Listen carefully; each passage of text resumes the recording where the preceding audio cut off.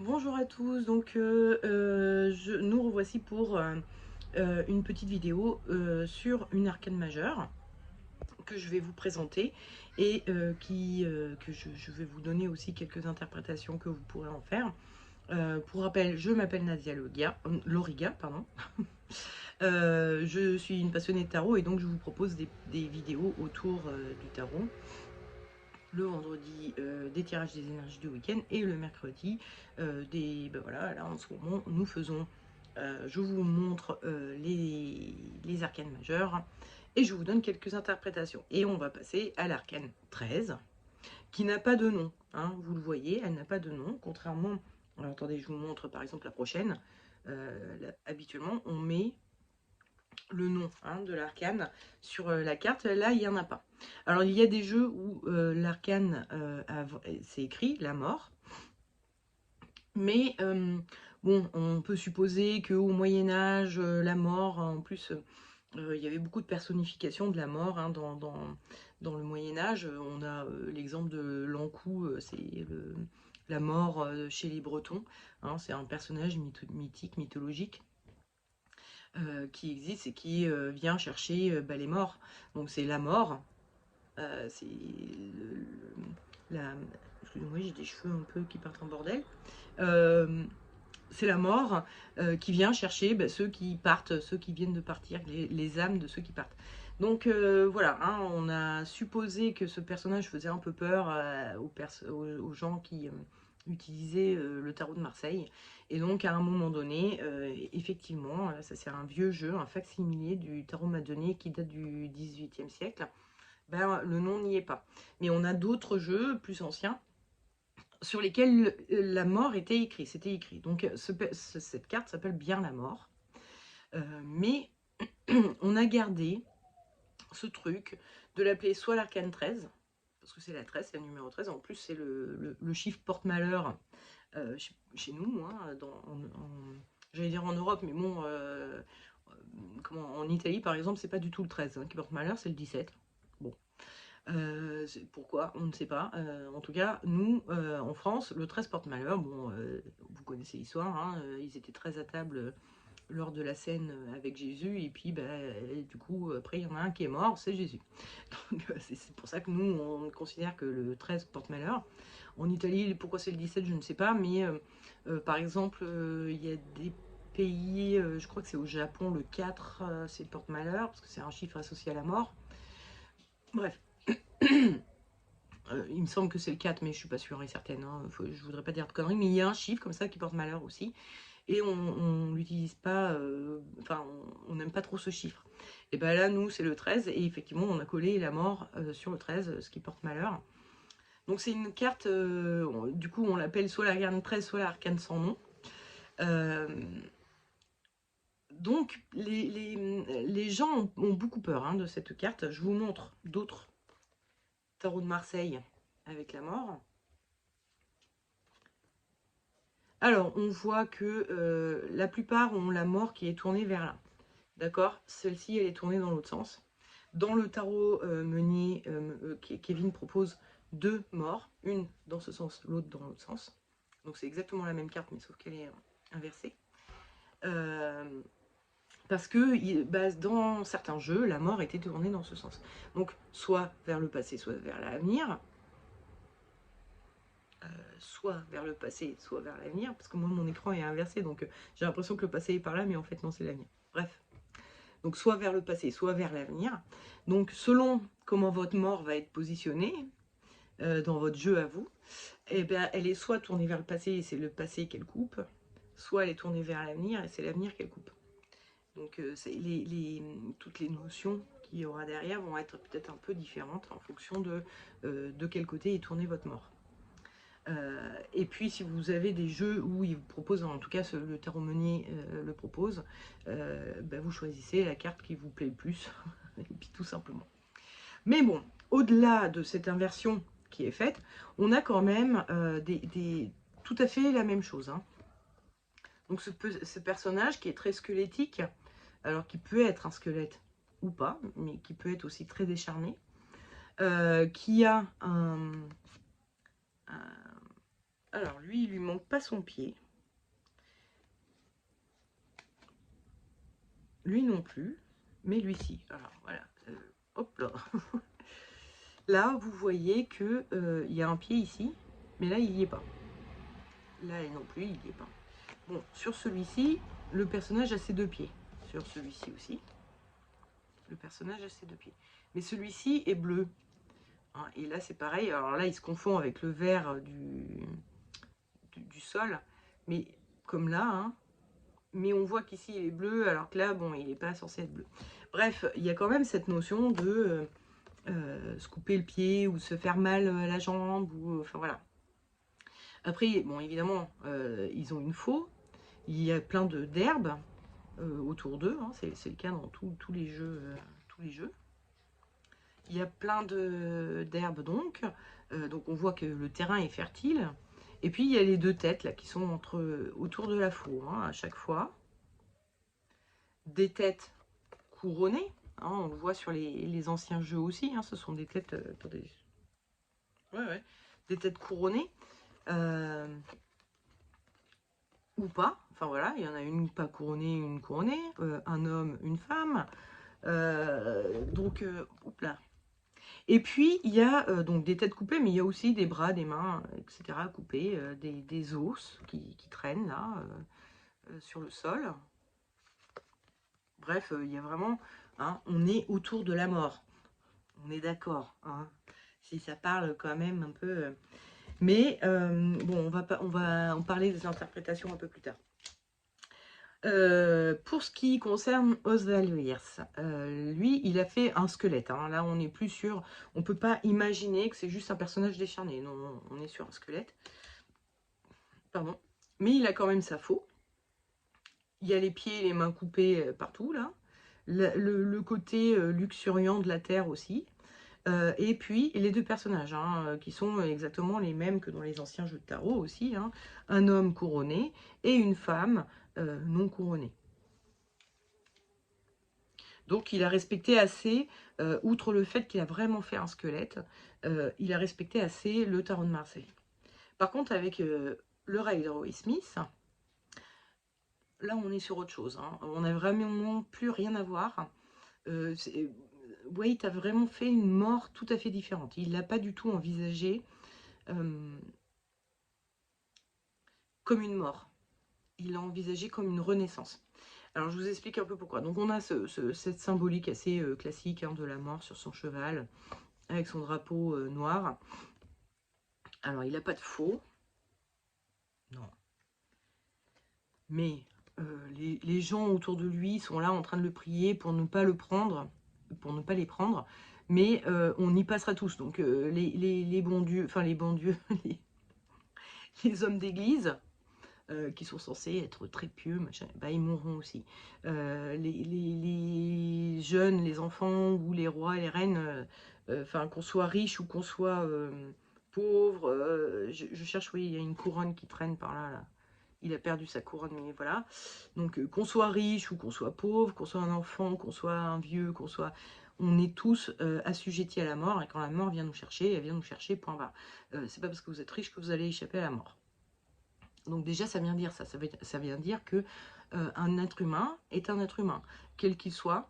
Il n'y a pas de riche, pauvre, de blanc, noir, enfin voilà, tout le monde va passer par les mêmes étapes de vie, et notamment l'étape de la mort.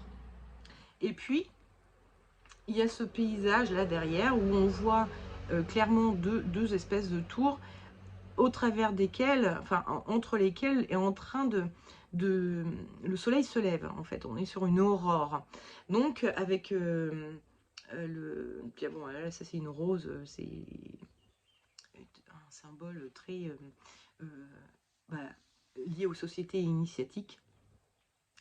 On a les rose-croix, on a la Golden Dawn où il y a une rose, le logo, il y a une rose dessus. Bref, la rose est censée représenter un peu une étape d'initiation. Une fois qu'elle s'ouvre, c'est que vous êtes dans l'initiation, un initié. Donc voilà, hein, c'est quand même très, très très Golden Dawn, hein, l'image. Et puis il y a aussi cette notion de après la mort, il y a la renaissance, et ça aussi c'est une étape initiatique dans les sociétés initiatiques ou les initiations qu'on se fait à nous, enfin, par nous-mêmes aussi. On est obligé de passer par une phase de mort, c'est-à-dire, alors souvent les sociétés initiatiques, c'est soit on vous enferme dans une boîte, donc vous êtes comme si vous étiez dans un cercueil, soit on vous demande de rédiger un testament, de laisser une dernière lettre. Qu'est-ce que vous voudriez dire aux gens que vous aimez si vous mouriez aujourd'hui? Enfin voilà, c'est des étapes comme ça que l'on fait dans les sociétés initiatiques qui sont censées nous faire vivre un peu une sorte de mort dans la vie, quoi. C'est-à-dire, c'est pas la mort définitive, mais ça nous enseigne que la mort n'est pas une fin en soi. Il y a toujours derrière un renouveau. Quelque chose d'autre qui vient, qui naît de ce qui est mort. Et d'un point de vue initiatique, ce qui est intéressant pour Waite, c'est de dire il faut que je me débarrasse de ce qui m'encombre, que je le fasse pourrir pour faire renaître quelque chose de plus beau et que je sois quelqu'un de meilleur, quoi. C'est vraiment toute cette notion de si j'accepte ma propre mort et si j'accepte le fait que je suis mortelle et si je suis capable d'accepter que la mort fait partie de la vie, donc que moi je vais mourir, mais aussi qu'il y a d'autres gens qui vont mourir autour de moi et qu'il y a des situations qui vont mourir. Mon couple peut mourir, mon travail peut mourir. Enfin voilà, il y a des choses, on perd des choses au fur et à mesure de notre vie. Et même en nous, on perd notre innocence quand on devient adulte, on perd. Voilà, donc toutes ces choses-là que l'on perd, il faut les accepter, ça fait partie de la vie. Donc c'est vraiment cette notion, voilà, accepter la mort. Et d'un point de vue interprétatif, les gens qui utilisent le Rider-Waite, les Rider-Waite, enfin c'est-à-dire celui-ci ou ceux qui sont inspirés de celui-ci, parlent beaucoup de renaissance en fait, beaucoup plus que de mort avec ce tarot-là. C'est très très imprégné. Alors il y en a beaucoup qui le font aussi avec le tarot de Marseille, mais je vous dirai pourquoi c'est pas vraiment ça, c'est pas de la renaissance. Bref. Bon, je vais vous montrer deux jeux de tarot de type Rider-Waite, où on a donc le personnage de la mort, hein, donc alors c'est pareil, hein, ce sont des squelettes à chaque fois. On est vraiment sur l'imagerie typique Renaissance, Moyen-Âge, où on représentait la mort comme un squelette. Bref. Et donc, ils ont leur faux. Alors là, lui, il a l'étendard, il a le drapeau noir. Hein. Lui, il a la faux. Est-ce que lui, il a la faux? Non. Et lui, il n'a pas l'étendard. Sauf si on considère que sa capuche est une espèce d'étendard. Bref. Il respecte quand même un petit peu les symboliques qu'il y a autour. Donc, bon, ici, il y a cette espèce de corbeau qui est un animal un peu psychopompe, hein, qui donc est capable de... enfin, dans la mythologie, d'aller vers les morts et vers les morts, vers le monde invisible et de revenir avec des messages. Hein. C'est aussi issu de beaucoup de traditions, notamment les traditions nordiques où il y avait les corbeaux de Odin qui lui permettaient de voir tout, même si lui-même était aveugle, etc., etc. Donc il y a cette notion un peu psychopompe, hein, on peut discuter avec les morts. Et puis il y a cette notion de renouveau qui est là, derrière lui, il y a tout le sombre, la mort qui arrive, et puis derrière lui arrive le renouveau, l'aurore, le nouveau jour, quoi. Là, on a les deux colonnes avec le soleil qui se lève derrière. On a aussi donc ces personnages hein, avec des attributs de personnages riches qui vont passer par la mort et de pauvres qui passent par la mort aussi. Enfin voilà. Donc ces jeux-là sont intéressants si vous voulez utiliser le Rider-Waite et si vous le trouvez pas très joli, vous avez envie de quelque chose de plus moderne que ça et de plus joli, plus mignon, machin, bah, vous avez cette opportunité-là grâce au Rider-Waite que font les, les artistes modernes, quoi. Vous en trouverez pour tous les goûts. Bref, parlons un peu des interprétations qu'on peut faire sur la mort. Alors, déjà, on va regarder la carte, premièrement. La carte, on voit qu'il y a une terre très noire, hein, et c'est le cas dans la plupart des tarots. Hein. La terre est noire. On n'est pas sur du vert. On n'est pas... Non, c'est de la terre noire. La terre noire qui va faire penser à des terres volcaniques, à des terres du limon, vous savez, après une crue, voilà. Ça va faire penser à une terre très riche, très enrichie. Elle est très enrichie parce que des choses y sont mortes qui ont créé la vie. Donc, avec cette terre noire et puis toutes ces pousses là qui sont partout, on peut être sur 1. Les travaux agricoles, 2. Le fait de planter une graine et de travailler pour faire pousser cette graine. 3. Le travail, tout simplement, le travail des champs, etc. C'est une carte qu'on va beaucoup associer au travail. Hein, enfin voilà, bon, c'est une carte qui nous parle du fait de travailler et de travailler un peu beaucoup. Hein, parce qu'on voit aussi donc que ce personnage est en train donc de se travailler son champ et il en est devenu famélique tellement il bosse. Il oublie de s'occuper de lui. Il s'est même coupé un pied, il fait même plus attention à lui. Donc il travaille avec acharnement ouais, avec acharnement. Donc c'est par essence, c'est le travailleur, la mort. Ensuite, le travailleur des champs, le fait de cultiver des choses. Par métaphore, on peut aussi penser à planter des graines pour que ça fleurisse et qu'on obtienne quelque chose. Donc sur un projet, ça peut être de planter des petites graines de votre projet pour commencer à le démarrer. Et donc, voilà. C'est tout ce qui est lié, voilà, à la terre, à la richesse de la terre, au fait que ça fasse pousser des choses, etc. etc. Et donc au travail, au labeur, au fait d'être acharné dans son travail, voilà. Après, on a aussi, bon, bah, c'est la mort, hein, donc c'est la fin de quelque chose. Donc avec cet homme et cette femme, on peut aussi, avec la faux qui est entre les deux, hein, ça peut parler de rupture. Alors de rupture amoureuse, mais ça peut être une rupture quelle qu'elle soit. On va parler de fin de quelque chose, d'une relation notamment, ou de fin d'un travail, ou de fin...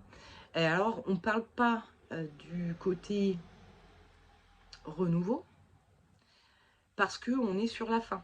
Et la fin est une étape en soi. C'est-à-dire la fin, il n'y a pas la fin, puis après autre chose. Non, il va falloir digérer la fin de ça. Et faire en sorte que la fin de ce qui vous arrive fasse repousser des choses et vous permettent de reprendre vie. Donc on n'est pas dans la phase, puis on le voit, il est famélique, il va pas bien.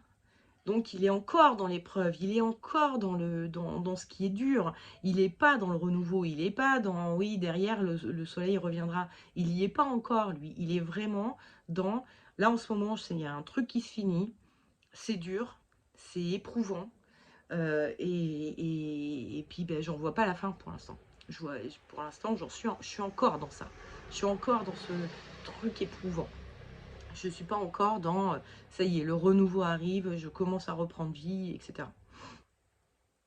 Ce qui n'est pas du tout le cas, du coup, avec ça, à cause de ça, hein, du soleil qui pousse. Ils vont un peu plus vite dans les étapes avec le White Smith, en disant les choses se terminent, mais derrière ça donne quelque chose d'autre. Donc cette carte, elle vient dire ça. Alors que là, la carte, elle vient dire les choses sont en train de se terminer là. Pour Var. Donc, voilà. Après, on peut essayer de se mettre dans la position de la mort. Et on voit, quand on est dans la position de la mort, on sent qu'on serre les dents très fort. Et vous le voyez, hein, on voit très bien ses dents. Et il serre les dents. Et il est en train de travailler, là, de couper son herbe, ou on ne sait trop quoi, ou de couper la tête des gens. Et on sent, du fait de serrer les dents comme ça, on sent une espèce de colère. C'est un personnage qui peut se mettre en colère, il peut être un peu soupolé. et se mettre très en colère. Et, ou alors, enfin, en tout cas, si on tire cette carte pour parler d'une sorte de vécu, d'un ressenti émotionnel, ça va être la colère qui va ressortir en premier. Parce que on serre les dents et on est en train de couper des choses, de trancher, d'être... Enfin voilà, il y a quelque chose de l'ordre de... Ouh là, va pas falloir se frotter, il pique celui-là. Et donc effectivement, ça va parler un peu de colère, d'être tranchant, d'être incisif, de ne pas être délicat. À un point où bon, on se fait couper la tête, les mains, et puis même lui, il se fait mal. Alors, il est tellement pas délicat qu'il se fait mal à lui-même. Donc, ça peut aussi parler d'automutilation, qu'elle soit volontaire ou involontaire, hein, de se faire mal par inadvertance, mais aussi de scarification, des choses comme ça. Ça peut parler d'être quelqu'un de très incisif et d'être piquant, tranchant, pas très agréable. Ça peut parler donc d'être en colère. Ça peut parler du coup aussi de travailler de façon acharnée, d'être très endurant aussi, parce qu'il y a un taf à finir. Je suis en train de travailler, je suis en train de mettre en place un projet, j'ai un taf à finir. Et tant que j'aurai pas fini, je ferai pas de pause et j'irai pas manger quelque chose pour grossir un peu. Voilà. Aussi visuellement, on voit, alors sur certains jeux, c'est pas le cas dans tous, hein, par exemple Jodo l'avait mis, que ce soit Jodo ou Kevin Meunier, les deux se sont inspirés d'un jeu de tarot où il y avait ça, donc c'est un jeu de tarot ancien où il y a ça. Ah bah tiens, par exemple le Madonier est là, j'avais même pas fait gaffe. On le voit pas sur le... en fait je dis ça parce que en fait, le Grimaud, qui est quand même un des jeux les plus répandus en France, ne l'a pas. Ça manque. Et donc ça va parler de la colonne vertébrale. Donc déjà, la colonne vertébrale des choses, de la structure des choses. Mais ça peut parler aussi un peu je vous parlais de Kundalini dans une autre vidéo. C'est-à-dire de l'énergie vitale qui part du bassin et qui va jusqu'à la tête et inversement. On prend de l'énergie céleste et de l'énergie terrestre et ça circule comme ça, bon voilà, dans la pensée orientale et du coup la pensée un peu New Age de l'ésotérisme aujourd'hui. Donc il y a une circulation d'énergie qui se fait comme ça et qui peut être un peu bloquée. Là, on voit qu'il y a des bouchons à cet endroit-là. Là, elle est moins bloquée, bien que on sent un peu le rouge là, qu'il y a un truc qui cloche là, mais sinon, là c'est peut-être un peu moins bloqué. Mais là, ça paraît bloqué. Et on a l'impression même que qu'il a l'air d'étouffer tellement l'air n'arrive pas à ressortir, quoi. Donc il y a cette notion d'être aligné ou de ne pas l'être, d'être énergétiquement fluide ou pas, et que tout se concentre dans le bassin. La Kundalini n'est pas montée, tout se concentre dans le bassin. Le bassin est très mis en avant. On voit même, enfin voilà, les os du bassin, quoi. Donc c'est resté à l'état un peu végétatif là, et ça monte pas, ça ne prend pas forme, ça atteint pas l'esprit. Et l'esprit, l'âme, les couches énergétiques supérieures, etc. Donc voilà. Quoi d'autre? On va peut-être parler un peu de l'aspect initiatique aussi. Bon, ben, l'aspect initiatique, je vous en parlais tout à l'heure, mais enfin voilà, hein, c'est ça. C'est de vivre une mort pour renaître à soi-même. Donc c'est une mort symbolique, évidemment, hein, mais pour renaître à soi-même, mieux, meilleur, plus entier, plus complet, en s'étant débarrassé des choses inutiles et vaines et viles que l'on pouvait avoir en nous. Donc il y a vraiment cette notion, voilà. Et puis de compréhension que on passe effectivement des étapes un peu difficiles dans la vie, des pertes, des fins de choses. Ça arrive, mais effectivement, si on veut vivre, il faut pouvoir... Enfin, la vie se nourrit de la mort. Donc, parfois, il faut accepter de perdre quelque chose pour pouvoir vivre quelque chose d'autre. Donc, c'est aussi l'acceptation de la mort des choses en général, de l'impermanence des choses. de nous-mêmes, comme des situations, comme des gens qu'on aime, comme de notre travail, de notre tout. Donc c'est un peu ça l'aspect initiatique, évidemment, qui est tout autour de la mort en général, et donc qu'on peut voir dans cette arcane de la mort, ou arcane 13, ou arcane 100. Voilà, moi je l'appelle la mort parce qu'en fait, bon, à un moment donné, il faut appeler un chat un chat. C'est vrai que c'est une carte qui peut effrayer beaucoup de gens. Il y a beaucoup de gens qui, quand ils tombent sur la mort, sur la maison de Dieu, enfin il y a des cartes comme ça, qui sont un peu impressionnantes. Même si les gens ne connaissent pas le tarot, ils vont pas aimer. C'est quoi ce truc-là? Et s'ils connaissent, d'autant plus. Enfin, s'ils connaissent vaguement, hein, parce que s'ils connaissent vraiment bien, ils vont peut-être être beaucoup moins impressionnés par une carte comme ça. Mais si on tire une carte comme ça devant quelqu'un, un consultant, souvent il y a un petit truc comme ça, oula, qu'est-ce qui m'arrive là? Pourquoi vous sortez la mort? Voilà, ça fait peur. Donc il faut arriver à rassurer un petit peu les gens en leur disant, bah déjà, si dans ma stratégie de lecture, c'est quelles sont mes forces, bah, c'est pas la mort, hein, ta force, c'est pas le fait d'être un mortel ou je ne sais quoi. C'est pas le fait que tu vas mourir qui est ta force, par exemple. C'est pas en train de t'annoncer un truc. Donc déjà, faut voilà rassurer sur la stratégie de lecture. Puis si c'est plutôt dans les qu'est-ce qui va m'arriver et qu'on parle de qu'il y a la mort, de dire attends, t'inquiète pas, c'est pas ça annonce pas ta mort. Ça annonce juste la fin de quelque chose et peut-être une certaine épreuve que tu vas passer, mais c'est pas quelque chose de mortel pour autant. Ce qui était peut-être pas autant le cas au Moyen-Âge où les gens, bon, la mort c'est la mort, quoi. Ils étaient peut-être un peu moins, euh, comment dire, dans une réflexion autour de tout ça. Alors, je parle du commun des mortels, hein, il y a sûrement des intellectuels qui avaient toutes ces réflexions-là, mais dans le commun des mortels, bon, pour eux, les choses vivaient, mouraient, point barre, quoi. Il n'y avait pas de, oui, alors la mort nourrit. La vie, enfin bon, c'est tout le truc, voilà. Mais c'est vrai que, voilà, des fois, il faut perdre quelque chose pour créer le terreau fertile pour faire revivre quelque chose.